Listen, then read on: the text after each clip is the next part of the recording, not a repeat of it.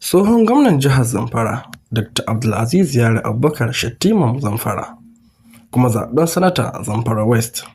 Masana siyasa sun yi ittifaƙin cewa a duk faɗin jihar Zamfara babu wani ɗan siyasa wanda yake da tarin magoya baya kuma wanda masoyansa kullum ƙara girmama suke yi kamar sanata Abdulaziz Yari Abubakar Shettiman Zamfara.